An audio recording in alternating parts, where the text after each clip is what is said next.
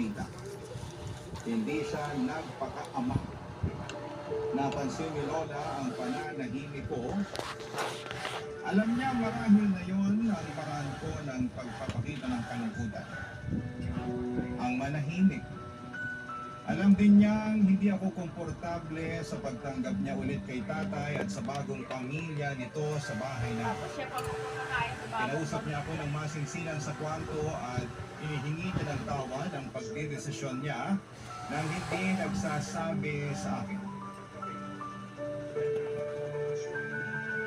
Napaiyak na lamang ako.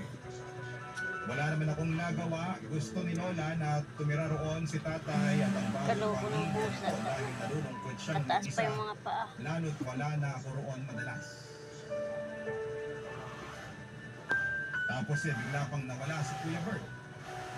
Naguguluhan tuloy ako.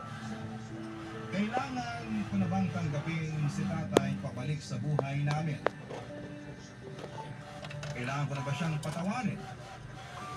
Kasi sa totoo lang,